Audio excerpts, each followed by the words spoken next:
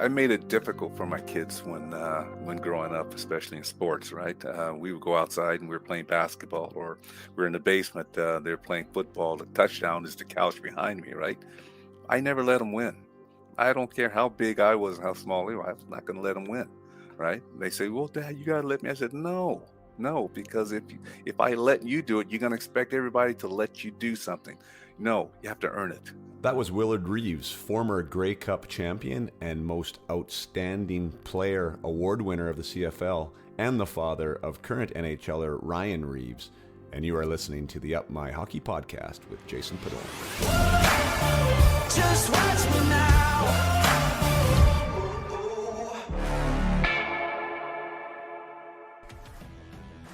Welcome to Up My Hockey with Jason Podolak, where we deconstruct the NHL journey, discuss what it takes to make it, and have a few laughs along the way. I'm your host, Jason Podolak, a 31st overall draft pick who played 41 NHL games, but thought he was destined for 1,000. Learn from my story and those of my guests. This is a hockey podcast about reaching your potential. Hello there, and welcome back, or welcome to the Up My Hockey podcast with Jason Podolak. I am your host, Jason Podolak, and today, for episode 109, we are going to be speaking with Willard Reaves. Willard Reaves is a podcast guest that I have much gratitude in getting to meet, and that is all because of Michelle Garcia, who is my new teammate here at Up My Hockey, has a bit of a personal relationship with Willard, and reached out to him and said, we'd love to have you on as a guest. And Willard was gracious enough to say yes. And because of that, I was able to talk to a former professional football player who also happens to be the father of current 13-year NHLer, I believe it is now, Ryan Reaves. And it was a fantastic conversation. Willard is a public servant. Has always wanted from a young age to be in the police force, which he did after he retired from professional football and winning a Grey Cup in 1984 with the Winnipeg Blue Bombers, also winning the Outstanding Player Award of the CFL. He went on to the NFL and played some games there. A very accomplished career. And then went into public service with the police force in Winnipeg, where he still calls home, and now he is trying to get an office in politics. And what an amazing conversation! What an amazing man! I'm very grateful for being able to have the conversation with him, and just his perspectives on his own career. What drove him to the success that he got to, his personal standards, also how he tried to impart those standards and his values and beliefs into his sons, who by all accounts have been very professional athletes on their own accord. And yeah, it was really great. We talked about, what did we talk about? We talked about competition. Quite a long conversation about competition. What his household was like as a father figure, and what that looked like for Jordan and for Ryan growing up, and how he tried to institute competition as being really a foundational piece of what it meant to be a Reeve. And so yeah, we talked about that. We talk about personal standards. We talk about a reaction, like how we are able to control our reaction, and whether that be on the field of play or whether that be in the field of life, that how we respond to things matters. And that is within our personal agency, within our autonomy. And we can give people power, or we can take power away from people just in how we choose to respond to them and to scenarios. It was a really awesome conversation. Like I said, an hour here with somebody who has been driven essentially his entire life, has a personal philosophy about excellence that he tries to live up to every day. Definitely tries to impart that into his sons and to uplift the members of his community. And we have a good conversation about color and the responsibility of somebody like Ryan or himself in positions of influence to have a platform, and to speak up for injustice when it is so called for, and have a good, honest conversation about that too. So this is a really cool discussion. The father, the parent of an NHL player, and one who is very accomplished himself in his own sports career and in his own life. So without further ado, I bring you Mr. Willard Reaves. All right, well, here we are at the Up My Hockey podcast with an ex-professional football player for the first time, Mr. Willard Reaves. Thanks for joining us today, Willard. Hello, Jace. How are you? I'm doing fantastic. I'm doing fantastic. All the way from Winnipeg. Yeah. You decided to stay in the land where you won the most outstanding player award for the CFL. Was that your first introduction to Winnipeg, playing there? Actually, the first introduction I had was in Edmonton. I went there for preseason, and I got traded here to Winnipeg back in 1983. And yeah, this was the first shock in terms of my professional career that I had. No, take that back. Second shock because it's so darn cold here. The first was Green Bay, Wisconsin, when I was with the Packers. Right. Well, yeah, those are both pretty temperate, pretty frigid climates, I should say. Well, you think Winnipeg? So Winnipeg's colder than Edmonton in your experience? Oh yeah, that's there's no doubt in my mind that Winnipeg is colder than any place on the planet, including the Arctic. Oh, that's awesome. But you, what led you to stay? You know what? Um, what truly led me to stay is the fact is that I wanted something different in my life. Keep going back. Yeah, I was going back to be a police officer, but um, something else drew me closer to Winnipeg in Manitoba, of course, than where I was in the beginning. Which was Flagstaff, Arizona. I think Winnipeg had more to offer, and I just took a chance and went for it. Both beat in. Yeah, wild. Yeah. So born an American citizen? Born American citizen, born in Flagstaff, Arizona, right? Born and raised, and went all my schooling there, grade school, junior high, high school, and college right there in my hometown, only about maybe 10 or 15 miles from my actual home. Wow, that's Yeah. wild. So then, was it football then that brought you to Canada? Yes, it was. Football brought me to Canada, and it's weird because we would talk about so many things about football and this and that. I didn't want to come and play. I didn't. It was the chief of police of Flagstaff Police Department at the time that told me to, if you want to see what's going on in your life, give it a chance because you can always come back and be a police officer, right? You can never go back and be a football player after you get at a certain age. So I took the chance, and God, the rest is history.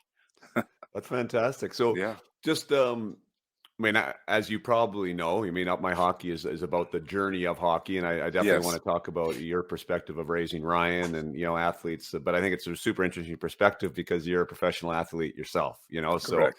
that was part of your DNA. And just for my own curiosity, so coming out of Flagstaff, being a university player there, was the doors not open to the NFL at that time, and that was why it was like kind of CFL or nothing at that point?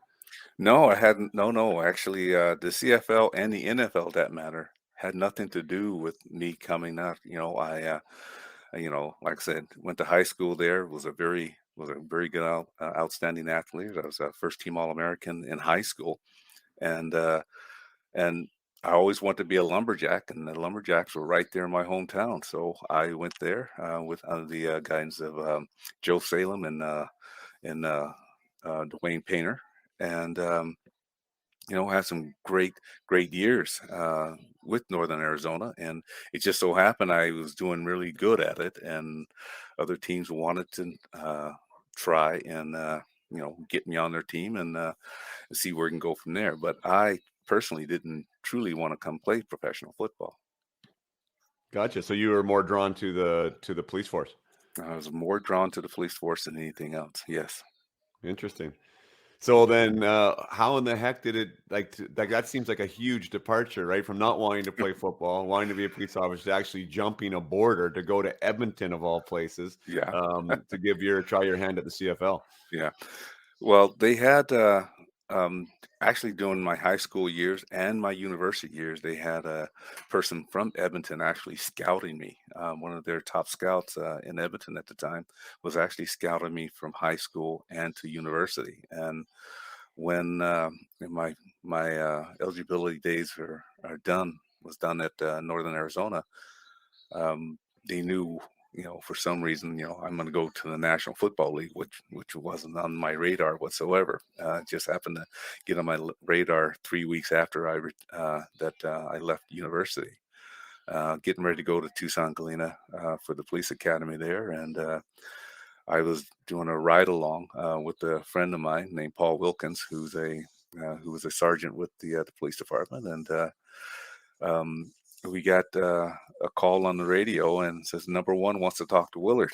I said okay, and so Paul looks at me and says, "What did you do?" I said, "I have no idea what I did." Right, so he brought me into the office and he simply said, "Look, you know, you did very well here, right? You made Northern Arizona proud. You made your high school, your university, very proud of you, what you've done, your accomplishments, right? We would like to see how far you can go. Why don't you just go give it a try? It won't hurt. Go give it a try. If you don't like it, you have the opportunity to come back here and be a police officer. But you need to try something that you know. Pretty much, he's telling me to get out of my comfort zone and get out of the box and go try something different, right? And that's what I did. And like I say, the rest is history. That's awesome. That's really cool. Mhm. So, motivation from a superior there to let you know, and probably saw something in you that he maybe wished he had in himself, or an opportunity, and said, hey, go give it a whirl. That's go swing for the fences. That's Yeah, cool. yeah. Well, Um, the police department, people in the police department, the fire department, and stuff like that, they always came to our games. We always had a number of police officers, off-duty police officers. Definitely the chief coming out to Coconino High School, watching me play there, and then of course going to Northern Arizona, where we had a huge following of law enforcement and firefighters in the community that went to watch because a local boy playing in their local university there and doing very well at it. So yeah, I mean, I had a lot of people pushing me toward professional sports. Actually, yes. Fantastic. Mhm. First thing that strikes me as interesting is you said you got traded from Edmonton, and then I'm not super educated on your career, but just briefly reading it, like you had Mhm. such an outstanding career with Winnipeg. Like it seems like such a blue chip prospect with winning the best player in the league. How did you get traded so early? Do you know what Well, happened with that? well, what happened there? You remember? I don't know if they had Edmonton was going through that spurt where they won 5 Grey Cups in a row, Was right? that the Warren Moon era? That's the Warren Moon era, Right. exactly. And um, who's it? Pete Catella was the head coach of the Edmonton Eskimos. Now he was a new head coach, and actually Pete Catella was my running back coach with the Green Bay Packers Oh, a okay. year before, and you know they did not want to change the dynamics of their team at that time because they pretty much had the same players. Winning those straight 5 Grey Cups straight in a row, and Right. so they had a guy named Jim Germany there. They didn't want to trade him. He was up there. I mean, he was around 30 something years old.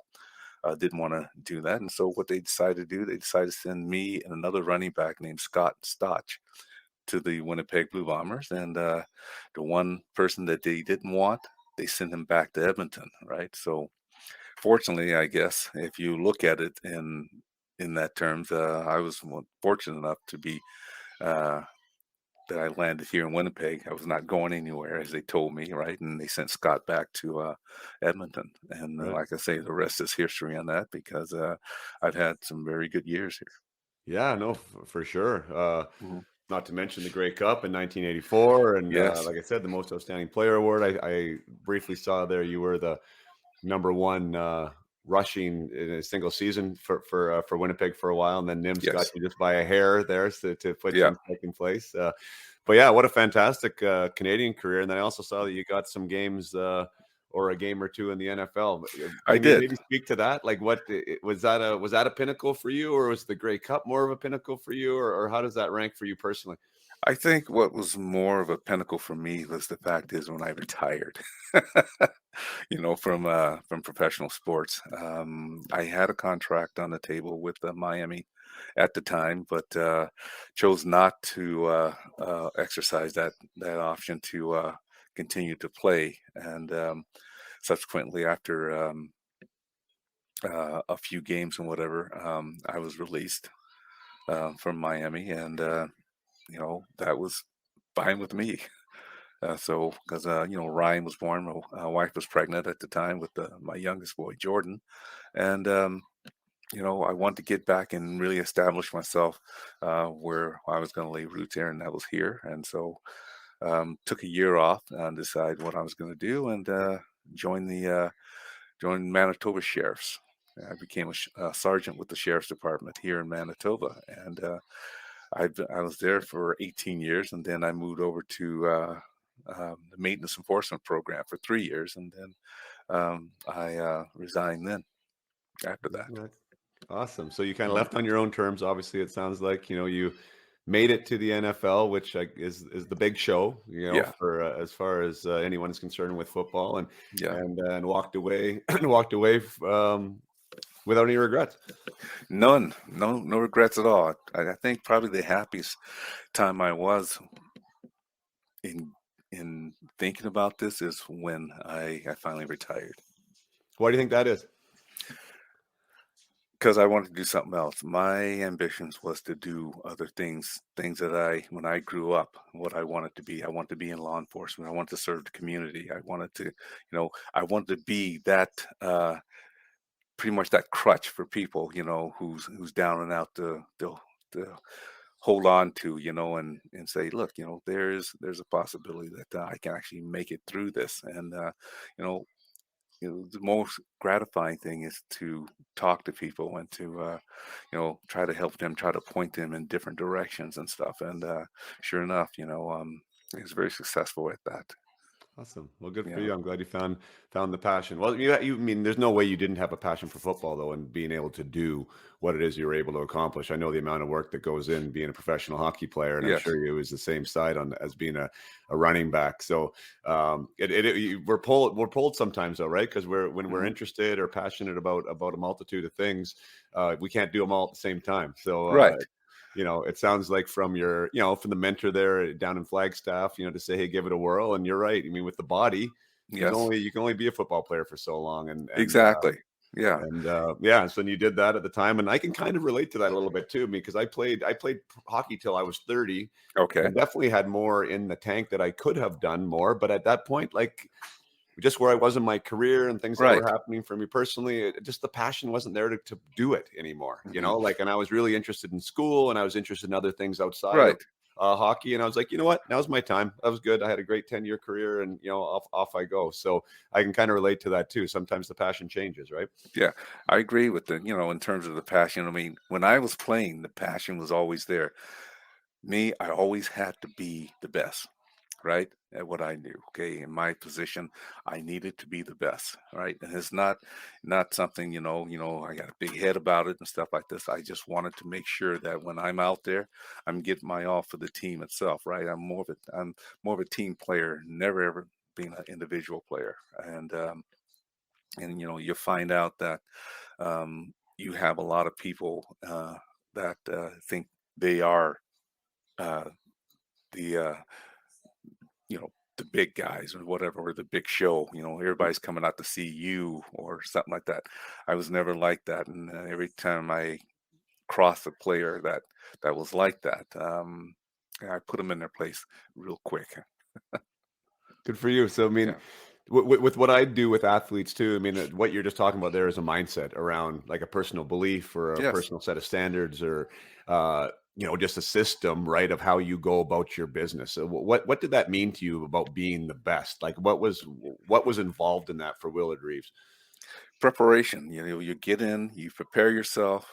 You know what you had to do. You study film.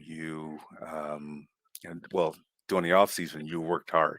You're working out. You're running. You're doing all the things that you're going to use when the game is on, and just being dedicated to that particular area. just to make sure that you are in the best shape that you can possibly be in, right? And you're mentally prepared to do what is asked you to do by your coach, by your team, right? And I got that, and um, I excelled in a lot of areas, even with the Packers. When I first got there, they had this one guy named John Anderson who won all their preseason competitions, amongst the players and stuff. So when I got there, um, I tore him up. I actually wound up, and at that time, I won $1,000 voucher to go anywhere that an airline flew and stuff like that. So um, it just shows that when you're out there and you're preparing yourself to be the best, okay, you have that mindset, and when you have that mindset, you're helping other players, you're helping your team be that much better. Yeah, I 100% agree because that example needs to be there, Yes, and it's I think it's a really interesting conversation because like what you're saying there is yes, so the preparation and your attention to detail and your commitment to yes, excellence has to be superior. it has But to there's be. going to be a lot of guys that are going to stand up in line behind you and think that their commitment is the same or I don't know how to really phrase that, but like when we're talking about like degrees of difference, right, especially at the professional level, you have to have a personal standard that's even above theirs, right? Yes, Like how do you think that you showed up a little differently and how did that example affect those around you? my work ethics. Okay. When we're at practice, for instance, right? Sometime, you see a running back, he'll get the ball, and you're just practicing against your defense, and it's thud. When we talk about thud, when you hit the player, you hold him and then let him go, right? Well, mine was hitting the hole as hard as I can, even in practice, right? And not just running for maybe 10 yards, then stop and then turn around, come back and throw the ball to the center. I ran 40 yards full speed every single time I had the ball, even if I was tackled or taken to the ground, I would get up and I would take off for 40 yards. I always did that, right? And it showed on the football field, right? I always had this thought pattern where there's a guy right there, there's a linebacker there. I need to get 10 yards behind him, right? As he's coming at me, right? No matter what it is, I'm going to hit him or he's going to miss me, but I'm going to get 10 yards beyond him. And and that was my work ethics, right? I Right. always went beyond where I should have stopped, right? So where I should have stopped is where they wanted me to stop at, right? Where I wanted to stop was beyond that. So I always went beyond where I should have been stopped at. That's So fantastic. So where did that decision come from? Because I speak in terms of decisions, right? And I love empowering athletes with the idea that we're faced with a bunch of like choices every day, right? How we want to, like, what time we want to get up, what we want to do when we get up, right? How we want to prepare, what's our intention when we come to practice. Like all these things are decisions that we can make that we are in control of. yes, You made a decision there at some point that you were going to operate this way. Do you remember why that was or where that came from? you remember Bobby Knight? Yep. Okay, basketball coach in was it Indiana? Yep. Yeah, Indiana. He came to Green Bay, Wisconsin, and he did something to us. It was amazing. As a matter of fact, when I go to speaking engagements to this very day, I use it. What happens? Bobby would put a glass of water on a table, right, and he goes to the other side of the room, and as he's starting to talk and whatever, he's telling people, you want to get beyond as to where people want you to stop at, but you want to get beyond to where you want to be. So he just did a simple little test there. He got our fastest guy, either myself or Fred Nixon. So Fred went right because he was the veteran in the room. So Bobby asked him to go get that water for him. So he went over, walked over, just pranced over, got the water, walked back, and gave Bobby the water. He said, "Oh, that was pretty good. Thank you very much, Mr. Nixon." So Bobby reached in his pocket and pulled out 500 crisp $100 bills. He said, "Now I'm going to do something for you again. There's another glass of water on the other side there." He said, "Now, if you can get that water and get right back here, bring it right back to me before I say 10, I'm going to give you this $500. Well, Fred, knowing who he is, and he said, I don't care if you spill it. Okay, just get that cup back to me here. All right, but at least a drop of water. So Fred got that glass, and Fred took off. He said, when I tell you to go, you go. When he said go, Fred took off like a bat out of hell. I don't care if it was anybody's in front of him or anything, right? He grabbed that glass and he come running back there. And before he got to that mark, Bobby said 10. Right? Didn't make it, right? But there was a huge lesson in that, and this is something that I hold on even to this very day. What it meant was there was something there. There was nothing there for him to go after, right? So he went, got the glass, brought it back to him. That glass was full. So when there was something there, $500, crisp $500 bills there, right? He told him, okay, get there and bring it back here before I say, before I say that's it, right? So, like I said, he took off, he came back, he spilled that water there, and before he got there, he said, time. That's what it was.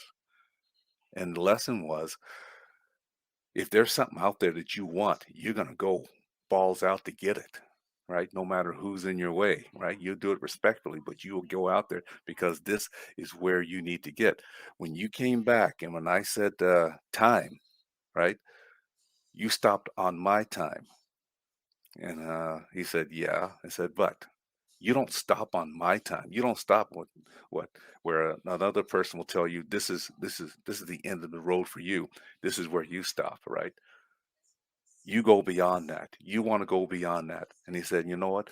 And as you do that in life itself, along the way, you got that glass, and as you see, if you turn around from time to time, you'll see droplets in the water, droplets on the ground, where you spill.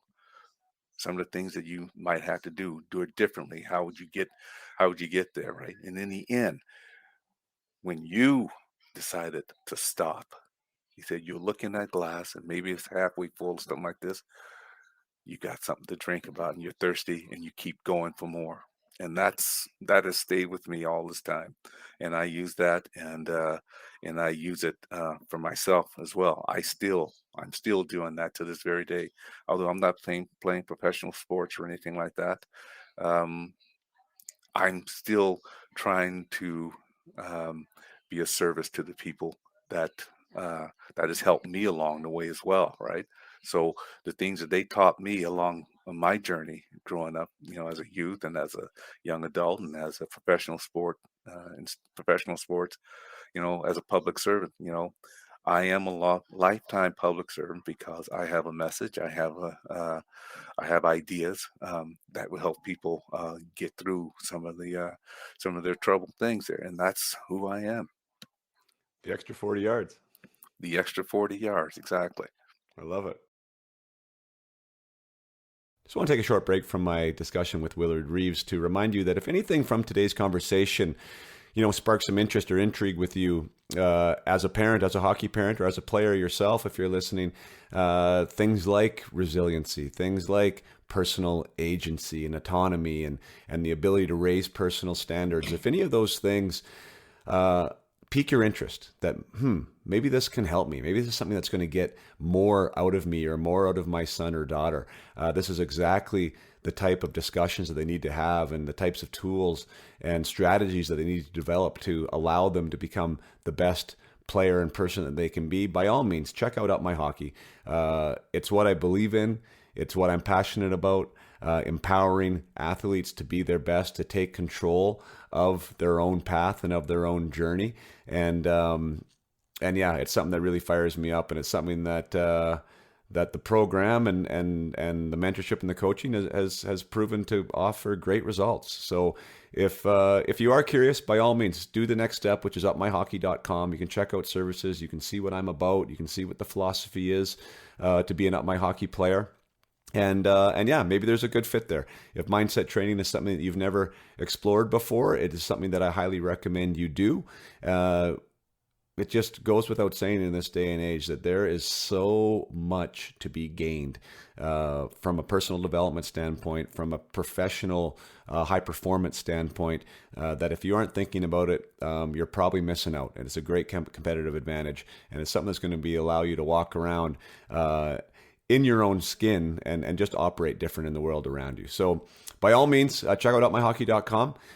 Would love to have you fill out a form that is available on the website there on the Peak Potential project to see if it is a good fit for you and if mindset coaching would benefit you. So by all means, take the next steps. And if you're a hockey parent out there, please join my Facebook group. If you are on Facebook, it's called the Up My Hockey Parent Group. It's free to join. It's a fantastic community with over 2,000 people involved in it now. Very engaged group, very passionate group, lots of opinions, lots of support, lots of great discussions, and that's what it's about, is really trying to create a better place around this great game of ours called hockey. You know, we're all going through this together. We're trying to provide the best experience for our sons and daughters to allow them to get the most they can from this game, and we shouldn't be doing it by ourselves, as there's a lot to be gained from the community. So Up My Hockey is that community. I'm very proud of it, and please join us there.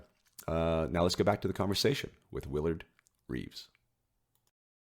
That's a great model for life. And that's the thing I love about sports and about what sports can do, and this idea of seeking peak potential or your highest performance, is that Yes. it's completely translatable anywhere. It is, and that is very true to anything you might want to apply for. Not to mention the fact that now you got into the police force, and like I know it from the hockey world, as you know with Ryan, like there's so many players that leave the team of hockey and then they go into firefighting or they go into the police force because there is that still sense of team, and there's that sense of understanding what it's like to be in a locker room, how to fight for each other, you know, how to stand up for each other, to be a team player. And then you add on to that the idea of the individual high performance tactics, and it's a perfect fit, you know, in a lot of ways for what you decided to do. I agree. How did you go about like transferring your own personal ideals and you know what your standards were into your sons? I'm sure that was something that was important to you, to try and have them have that same type of drive and personal accountability. You know, with both my boys, I coached them. I showed them how to play the game. If I didn't know how to do such as hockey and whatever, I got them the best coaches, right? And the only thing that was required, that I made sure that my boys understood, is you start playing a sport for that year or that summer or whatever it is, you can't quit. There's no thing in our vocabulary whatsoever that you will quit. If you don't like the sport, guess what? You're going to be the best that you can possibly be, but you're not going to quit. I said, maybe after the end of the season, okay, you don't want to play that sport next year, that's fine. But if you're signed up for a sport, we paid for it, which we had no problem doing, you're going to finish it and you're going to be the best that you possibly can do. So Ryan with his hockey, with his football, I mean, the city actually changed rules because of my boys, right?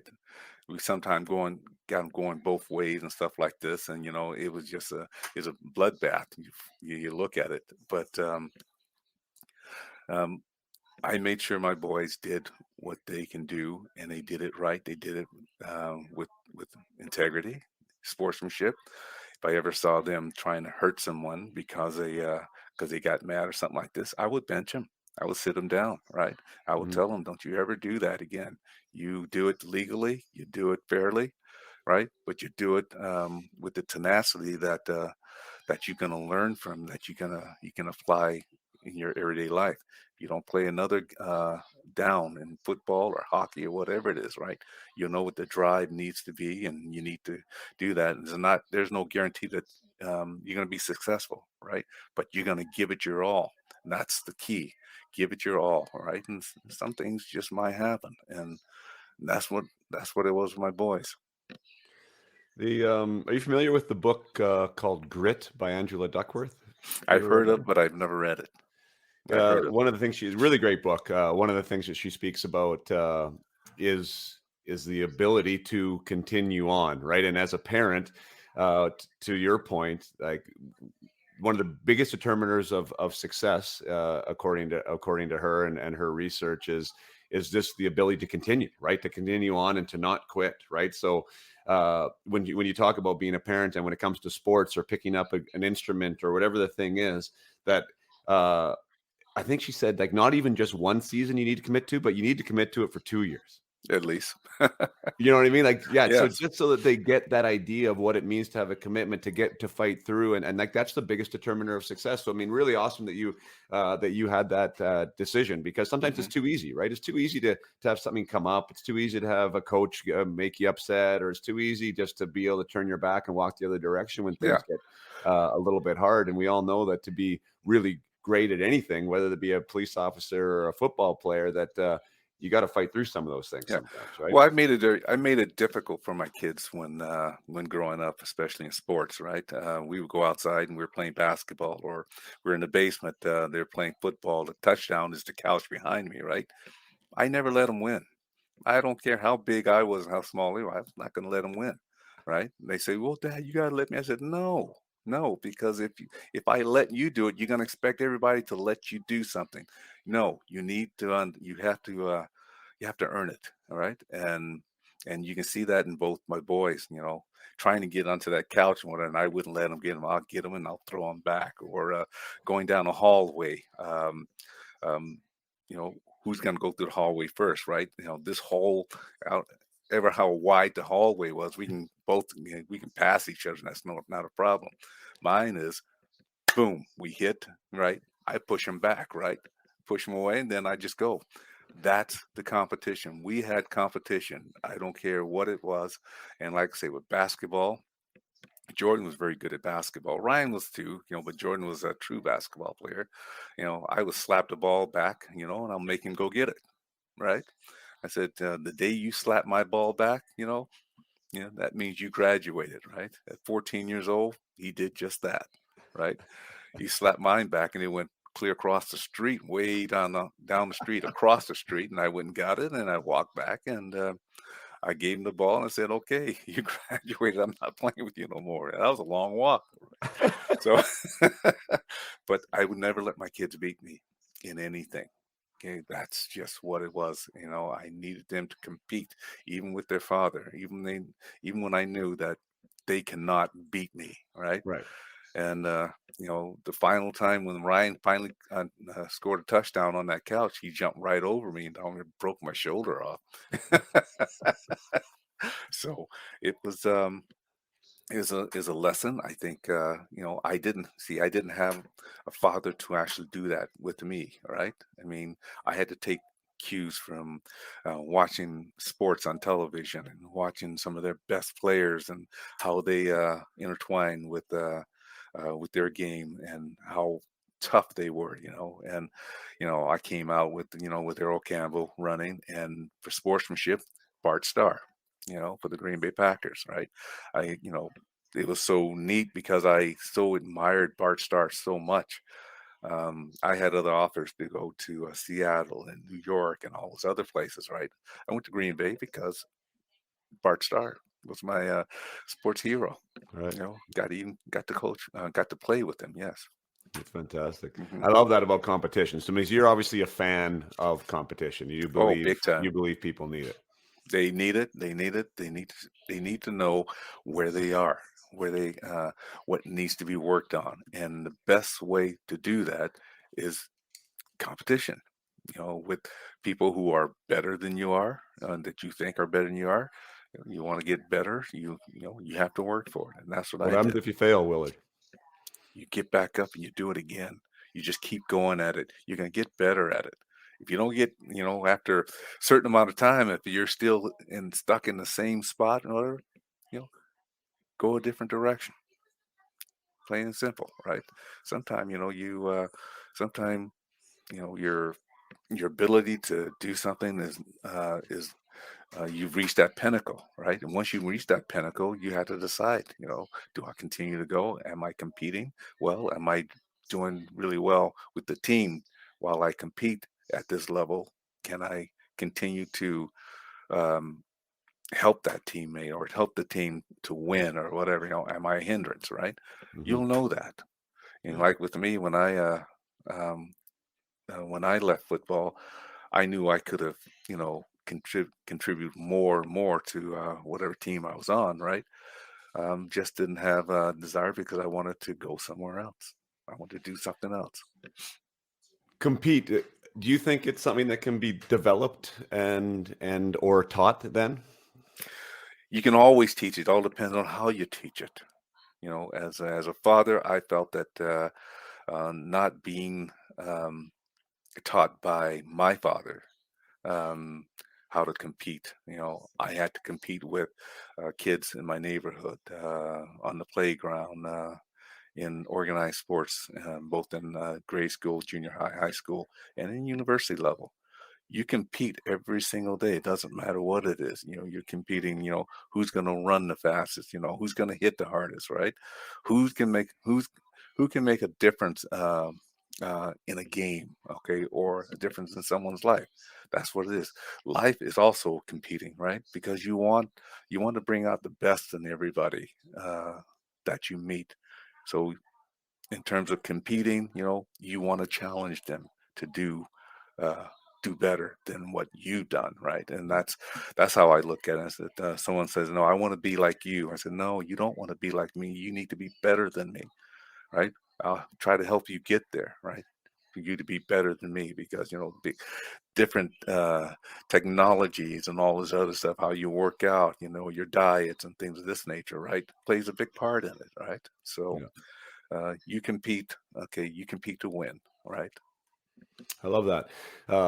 I think you'll love the fact that my spring hockey teams, I got a spring hockey program I do first year Pee Wee, second year Pee Wee, and I'm also doing a development program. But the name I gave them is the Up My Hockey Compete or Yeah. UMH Compete. We're Okay. called the I was Compete. going to ask you about that. Yeah.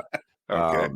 And anyways, like the logos, two bulls colliding, right? Like with their heads. And I don't, I just, I'm really passionate about competition. Hmm. I think that one, it fires me up. Like it's something that I always enjoyed personally, inside and outside of sports.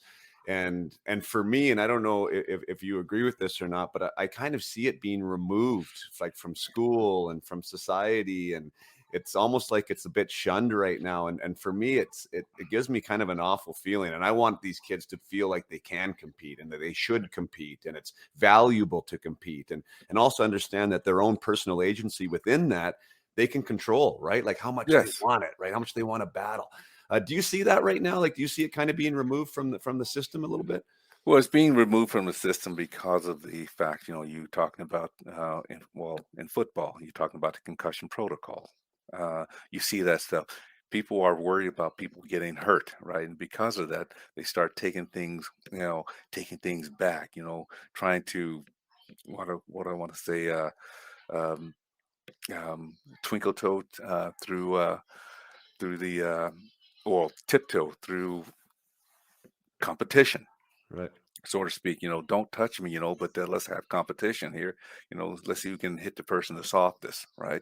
So yeah, you see a difference from the time we grew up and being in some type of being in type of competition, because we wanted to strive, we wanted to be the best, right? Especially for a person who lived in the projects, you know am I going to always be in this particular spot?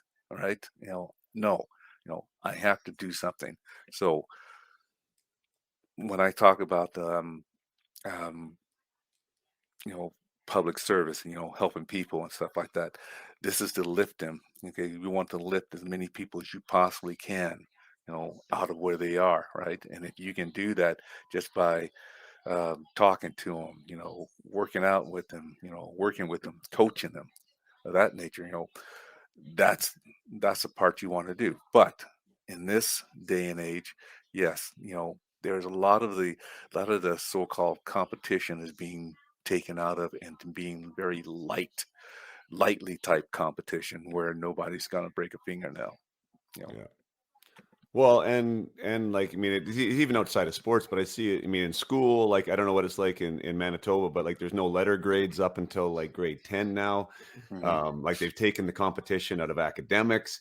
The they don't keep score in some scenarios in sports, Right. especially in school, right? Like everyone's a winner mentality. And I don't know, like I think the pendulum swung way too far the other direction.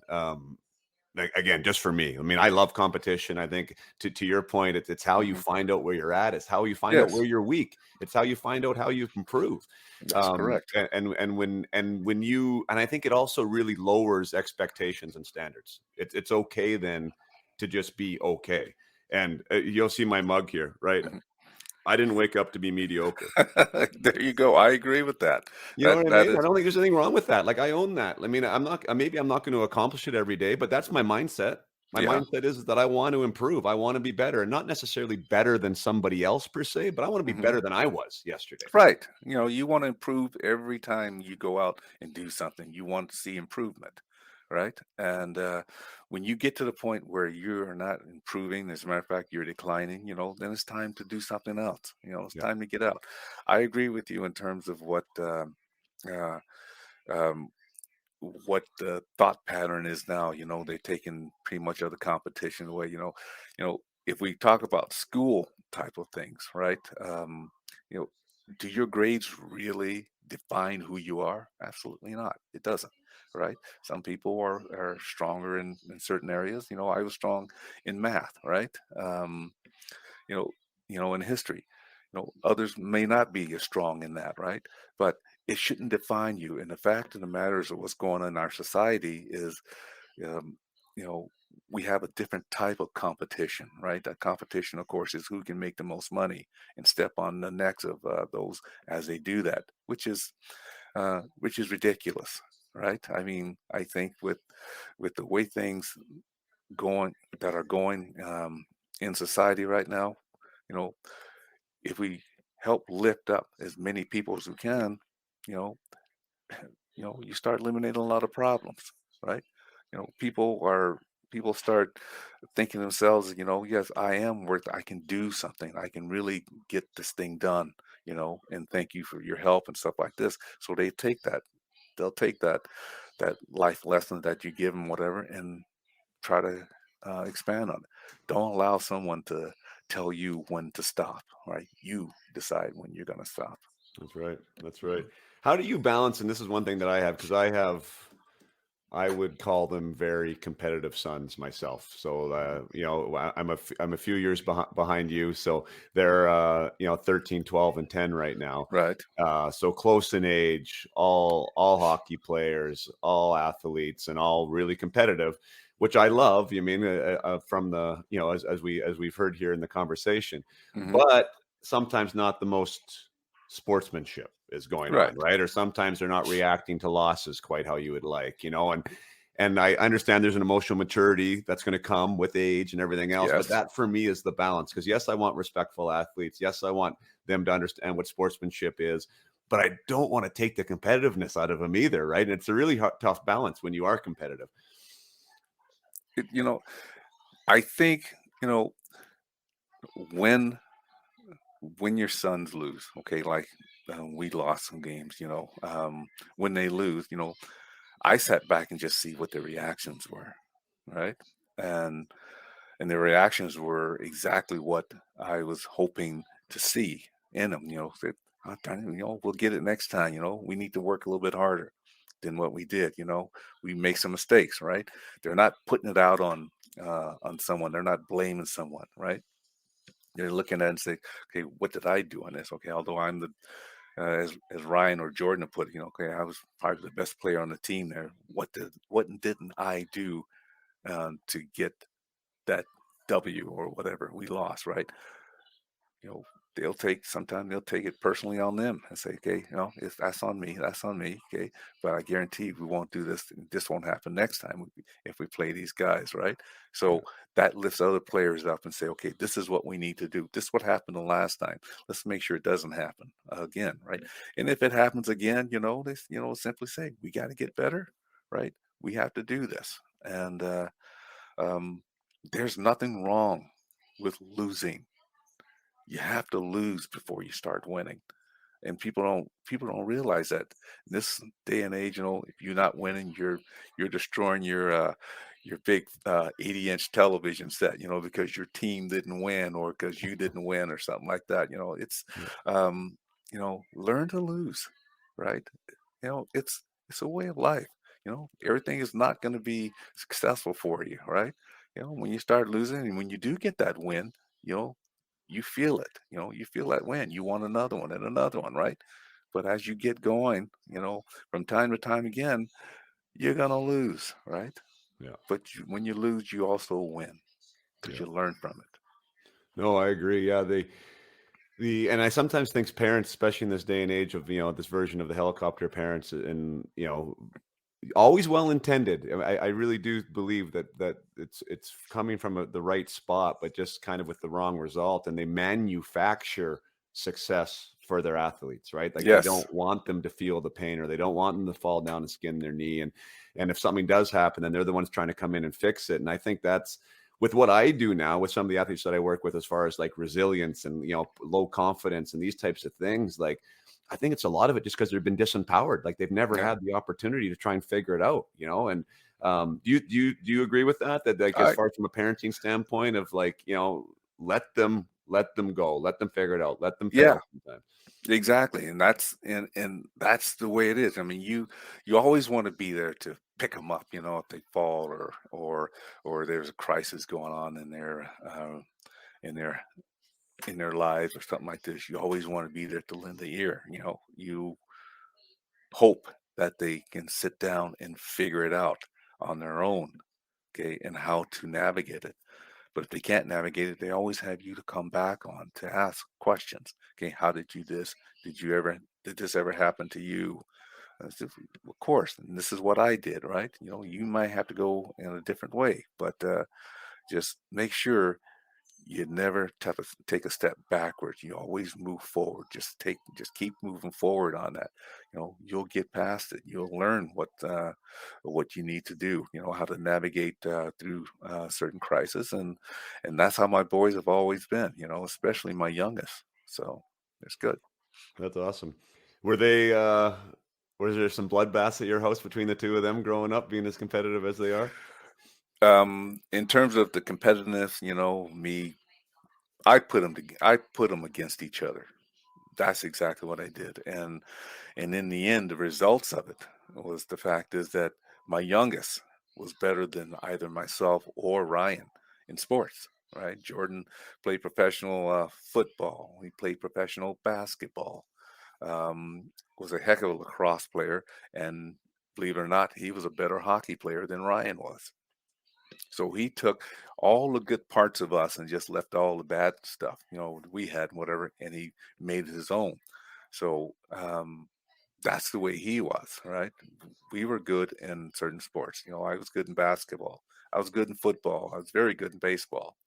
And Ryan, of course, was good in hockey and football. Yeah. And Jordan, well, like I said, whatever sport he wanted to play, he was good at. He was very good at because he got it from him, got it from his brother and his dad.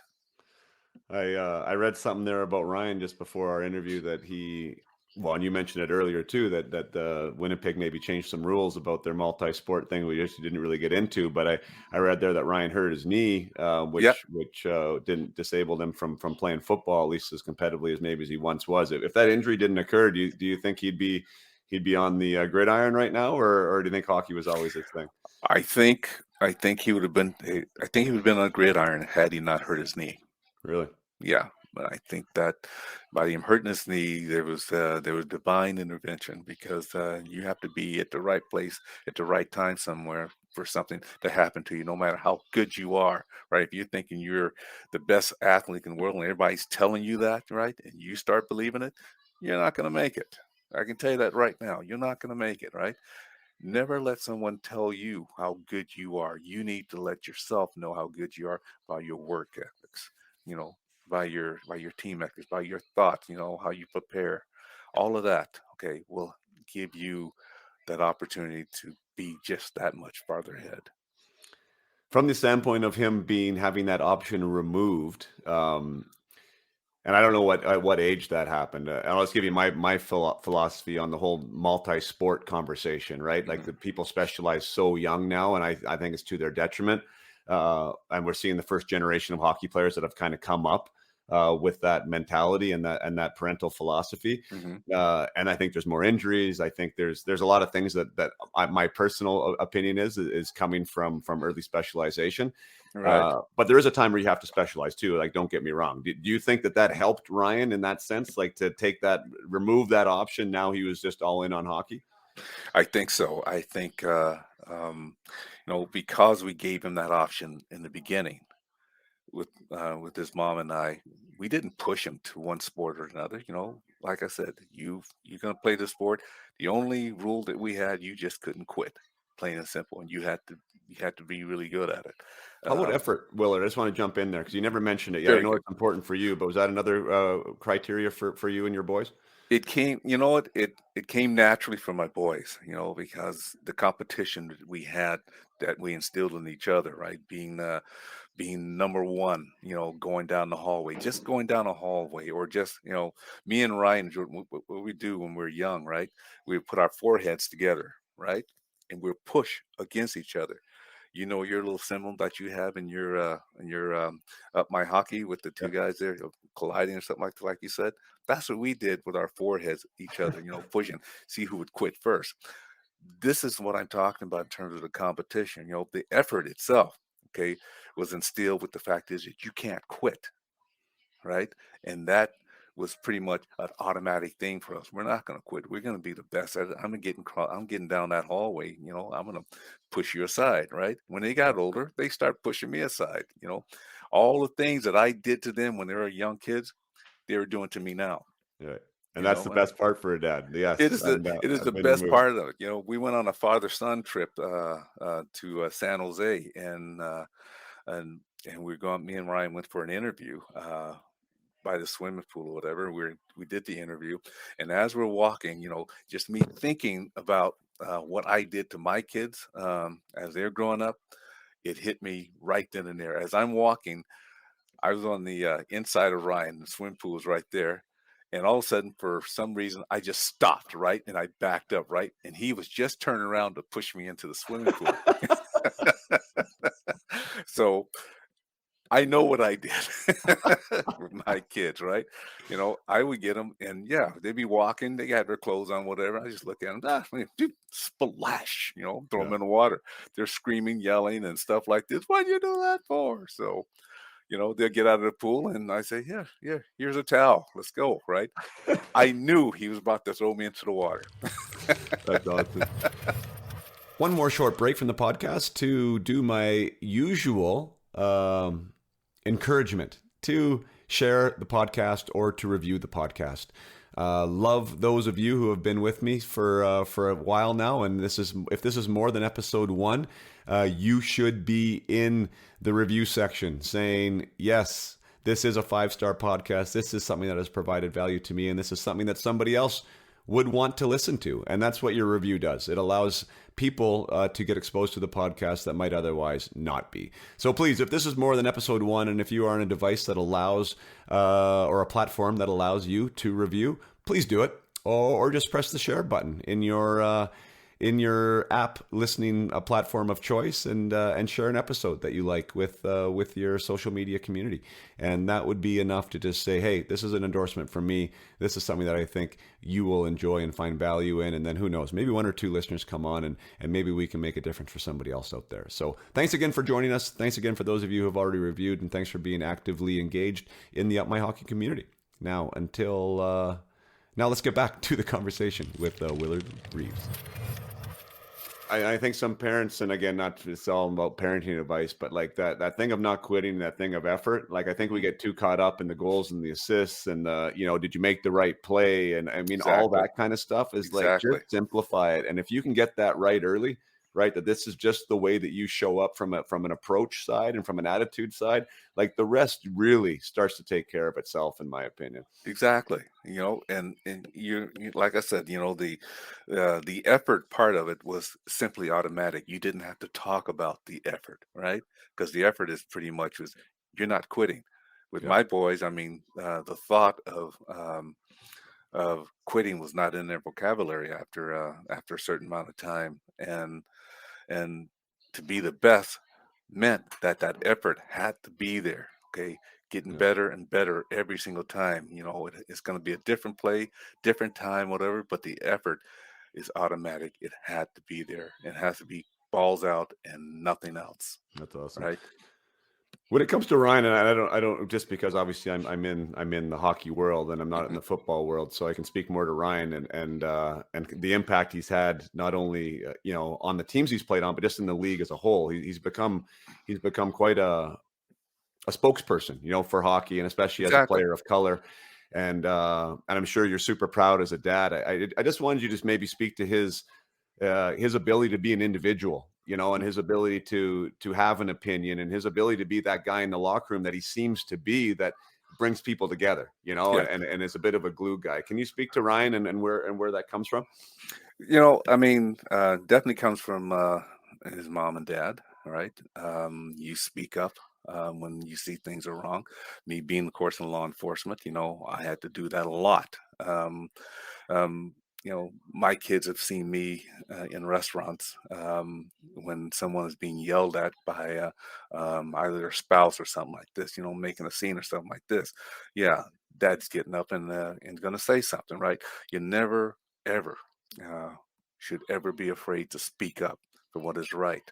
And that's how I've been all my life, right? My mom, my stepfather, my brothers, people that I grew up with, teachers, coaches, professors, all these people who've come into my life at some point in time has always said, regardless of what's going on in society, regardless, you should always speak up when you see things that are wrong. And I think that's is probably what has has pulled me into the fact that um, you know I need to speak up. It's just like with my boys. There's something wrong. When we're talking about George Floyd and these things like this. Yeah, okay, he is on the big stage. So he has a bigger microphone than a lot of other people, right? Why not speak up? Why not say what it is that's on his mind? If it's wrong, he's going to speak up. Both my boys would do the same thing. My daughters do the same thing.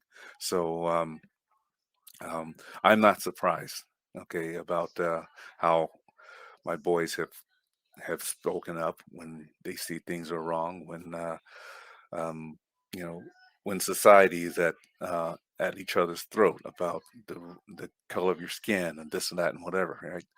You know, you know, you don't react to a lot of things, right? But you react when things are wrong. You react to it, and you react to it in a positive way.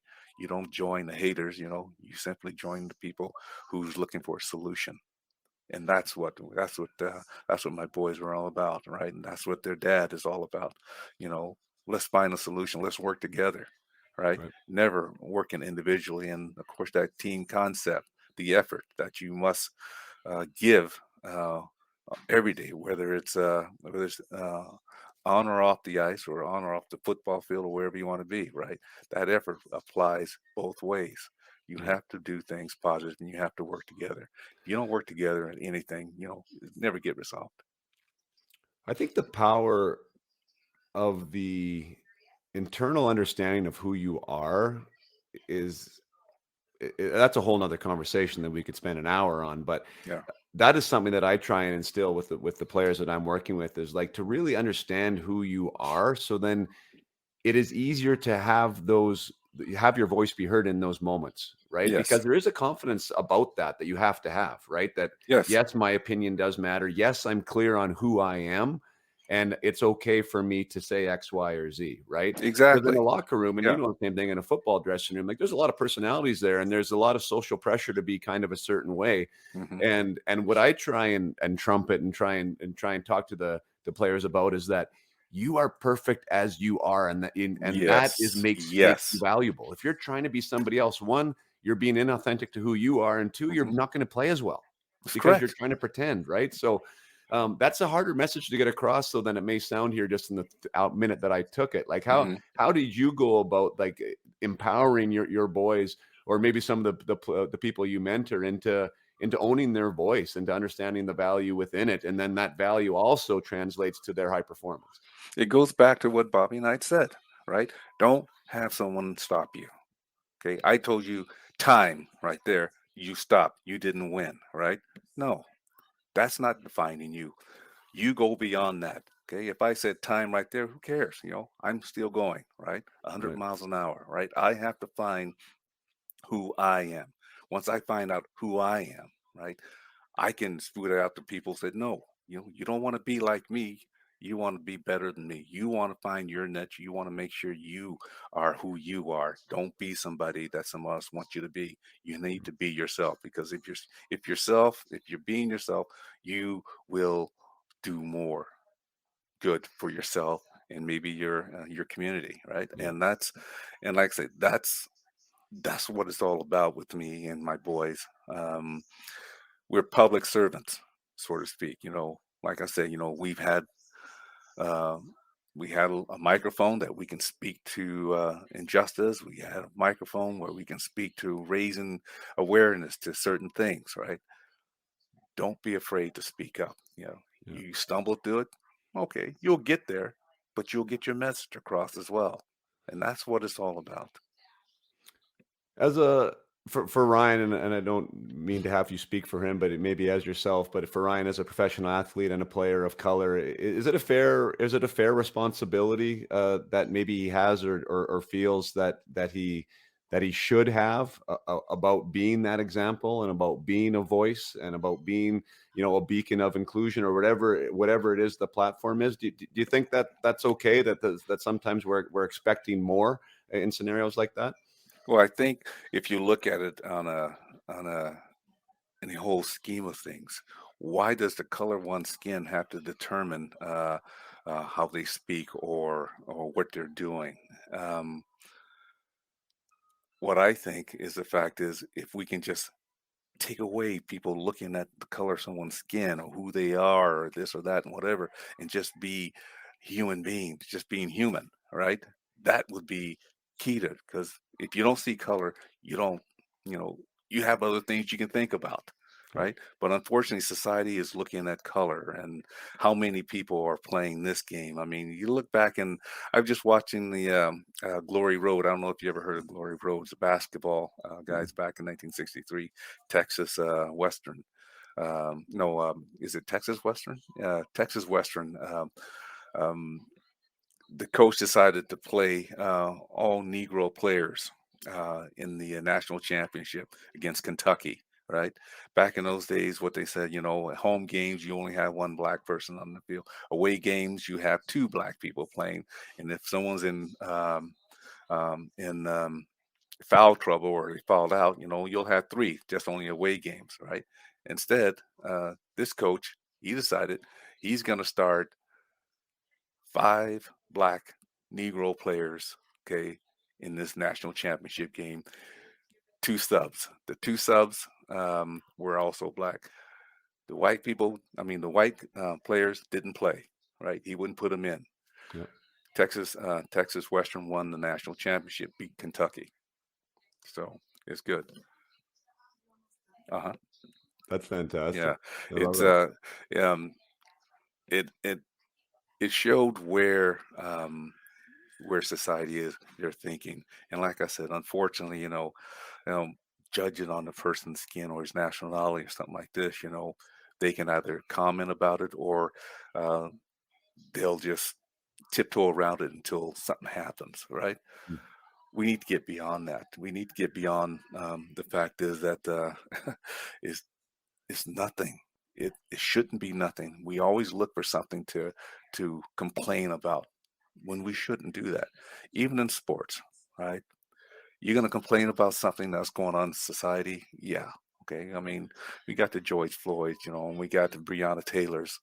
Um, that is something to speak up about. Okay. Injustice in any way. I don't care what color you are.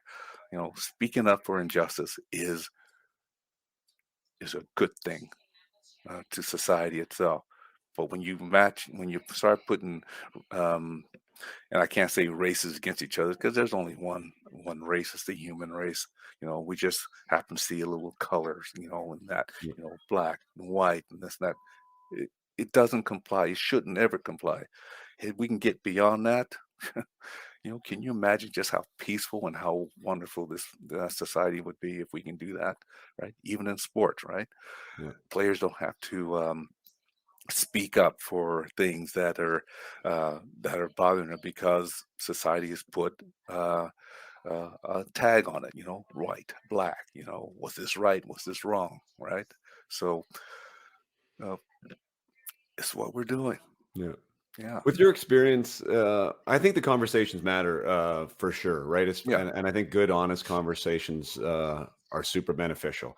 Not that we have to solve every problem, but I think just being able to discuss them matters. And hockey's been under a bit of a spotlight, and generally, mostly negatively. It yeah. seems like lately with stuff that's going on, and the inclusivity. And you mentioned how many players are playing, and this and that and the other, and it's a headline, every time something bad happens. And I think that's unfortunate because I do believe that, of course, the sport and sport in general and society in general needs to improve, and we need to change, and we need to evolve. But I think for the most part, like this, it's a pretty good ecosystem right now. Yeah.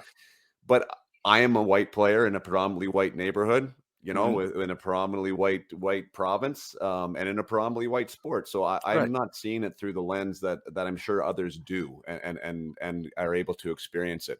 With you growing up with your boys and playing hockey in Winnipeg, was there anything like, is there any experiences that you felt you shouldn't have had or would like to have changed, or anything that Ryan had to overcome himself on the way up, just strictly because of the color of his skin, in your opinion? Of course, there's I mean, when he's playing AAA hockey, there's I guess my kids were just completely uh, destroying this one hockey team, and one of the fathers who were so entrenched with the fact is that uh, our team was doing whatever, and Ryan was just going just absolutely crazy playing. Said he said the N word, plain and simple, right? My son didn't hear it, and that's a good thing he didn't hear it, right? So basically, what I did, I just walked over to talk to the guy, and everyone thought I was going to go and just bash his head in for what he said, right? And that's not me, right? You know, you know, for me to sit there and want to pop somebody across the head or something like that, you had to do something extremely, extremely bad to say it. But you know what? The name calling is not one of them, right? So I just went over there and just educated him. Said, that's not welcome in this area, and you're getting frustrated about it. You're in too deep. You need to stay away, plain and simple. And I said, look, you can't be saying that, because I don't want my boy to hear that. If my boy hears that, then we will have an issue, right? We won't have a physical issue, but we will have an issue with you ever coming into arena to um, watch your own son play. So I would ask that you just just keep your mouth shut, all right? And of course, their parents on that team all agreed with the fact is, and he's always been like that. But I guess after a little while and stuff like that, he calmed down and stuff. There's always education in everything, in every situation that we see, right? There's always education. You can educate that person. You can tell them how it make you feel or something like this.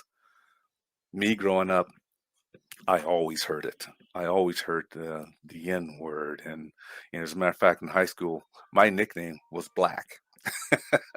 Really? Yeah, 10 blacks in the whole school. My nickname was Black, right? But no one messed with me, right?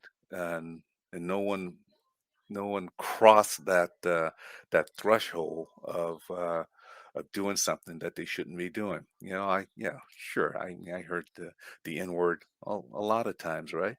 But it's all depends on how I react to it. Right. Okay, and that was the key. It all depends on how I react on it, and I didn't react on it. I didn't, right? And a lot of my friends actually saw that. And in terms of from grade 10 till my senior year, I had more respect of pretty much that whole community. Going into you know going to a family's house who were from Texas who was hell bent on um, not being friends with African Americans, right? I was their first African American friend, first one ever sat at their table and actually eat supper with them, right? You have to get to know people. You just can't do it because you're being taught this is what it's all about. Get Right. out there and learn and teach yourself, okay, about certain individuals. Don't take anybody's opinion about how this person is. You know, you know, like I said, there's always solutions to problems that very simple solutions, right? Right. You just need to apply it in a very positive way and not go negative. I like you talking about that idea of what it means to you, Yeah, right? And I think that there's lots of bridges that can come from that. You mean adversity for one? Like, what does that adversity mean to you? Is this something that you're going to right. try and find a way through, around, over? Or does that mean that the wall's there and now we have to turn around and go the other direction? Uh, and I think with the words, and this is again just a discussion, but with the sensitivity training and all the things that are happening now, and like how words are really told that we're told that they matter, and they do matter. Yeah, I mean, I'm sure not they saying that do. they don't matter, they do matter, but I think with what the education has been about that now, I think the words actually have more power than they did before. Yes, they Do do, you agree with and that? yeah, Because, like, I it seems agree like with when that, that yeah, word comes now, it's like, holy, people don't know what to do with it. I'm not saying the right, N word, but I'm saying any other type of word, right? You get a yeah, pronoun wrong, or you say the wrong thing at the wrong time, or and then everyone is like, and I'm like, and I think that we're kind of taking away the power in some ways of the people with the words. And I don't know, again, like there's got to be a happy medium there. And I don't know what's your thoughts on that? well, in terms of a happy medium, if you wanna get to that happy medium, it's like I told you, you have to educate that person, right? There's nothing wrong with talking. There's nothing wrong with telling a person how you feel or how that person made you feel, right? You just have to just speak up, right? Remember, a lot of people are probably not as strong as you and I in expressing themselves in a way like you made me feel this way, you said this and whatever. Me personally, I just laugh and whatever. I just look at him and say, are you all right? Do you want a hug or something like that? I would do that, right? That's how you break the ice on things and you talk about people. I have more friends who've used that N word with me um, until we actually talked about it, right? No, I don't know how they would use it with other people, but with me and how I felt because I told them how I felt about it and whatever. I don't. I said you can call me that anytime you want, but as long as we're not in public or something like this, or you and I just goofing around and stuff, I don't care, right? Because it's not me. I know who I am, right? And by you calling me the N word, well, that's not my name and stuff like that. That's not, if you're trying to feel good about it, well, feel good about yourself, but understand this is how you're gonna make. This is how it made me feel, right? And this is how I'm telling you how it is, right? But you need to be careful because how I'm telling you this, that other person over there probably won't do it. You'll probably end up in a fight. So you're not going to end up in a fight with me because of that, right? And like I said, um, you talking about thick skin. It's not so much as thick skin is being in control of what you know and who you are. And I know who I am, and that's what it is. And just like with my boys, they know who they are, right? You can say whatever you want, whatever, but as long as you're not calling the name whatever and then starting to pop them or something like this, you're fine. You're completely safe. Right. Yeah. Yeah, no, I agree. I mean, I think, yeah, I think I just like empowering people, right? So I Yeah. don't want anyone to ever feel like a victim, in regards to anything, whether the color of their skin or a Hmm. hockey player or a basketball player or a librarian, doesn't matter to me. I just want people to feel like they're in control of what is going on Yes. around them, right? And one of those things is, to your point, is like how how you choose to respond to whatever Yes. that is. So, yeah, for anyone out there, just recognize that it is your own story too, right? You can tell that whatever you want it to tell it, and you can connect Hmm. the dots there however you want. And if you feel like anyone's taking away power from you at any point in time, they can't do that. Like No, I exactly. People saying they're taking my dignity away. No, you control your own dignity, right? No one can take that away from you. You can't give your dignity to somebody else. Okay, just can't do it. You hold on to that dignity, right? Yeah. It's how you respond. And I tell a lot of high school kids that and stuff. I said, it's how you respond to things. I went to a school and did a speaking engagement one time because they were having problems fighting people. There's the racial dynamics in terms of white, black, Hispanic and stuff like that. Um, it was pretty even, pretty much, and actually, it's one of the first schools I've gone to where um, no one race or no one single color was dominating that of another, Yeah. right? And so I just, you just simply say, it's how you react. This is the problem. What you do after hearing something or someone doing something to you, what you do that next time, that's going to define you in that way of how you react to things, right? Don't react to certain things. Know who you are. You know who you are, then bingo, right? Just uh just go with that, right? You know who you are. Don't allow someone to make you feel um otherwise. You know what? I love that. I think that's a great spot to end. I know that you have places to go, and I really appreciate your time. And yeah, what an awesome conversation. I know you're Yeah. proud of your boys. You Oh, should I am. definitely be proud of your career and what you're doing there to help people. So thank you for doing what you do, and thank you for sharing some of your messages with us and my audience today. And Thanks, I Jason. couldn't be more grateful that you Mhm. chose to spend some time here. That was very good. I thank you very much. All right. Thank you so much for being here today with me and with Willard to hear that conversation. As I hope you enjoyed it as much as I did. It's as much fun as it is for me to reconnect with old teammates or people that I know in the past and to see where they're at and discuss their journey. That is super inspiring. It's a different level when you're talking to somebody for the first time that I've never spoken to before, and to find out about them and about their journey and to just be immersed in what that ecosystem was like as a Ryan or Jordan Reeve going up with an outstanding player running back in Willard Reaves being the father figure there, and Willard without a father of his own to have that example growing up to now try and provide that for his sons. I really enjoyed that conversation. I love the subject matter that we got to, and we seem to be aligned on a lot of fronts there. Competition for me is something that should be treasured, and it's something that should be valued and encouraged. Again, these are that's my own personal value system. I'm not trying to tell any of you out there that your value system should be different. But for me, I do believe that it is something that just lives in all of us. I think it's something that should be nurtured. I think it's something that should be encouraged. And I think it's something that just provides value. And that's where we get this idea of confidence from, of self-worth, when we prove to ourselves that we can be better and that we can improve. And sometimes we can beat somebody else. That's okay. I mean, not only is it okay, I think it's actually a phenomenal human trait.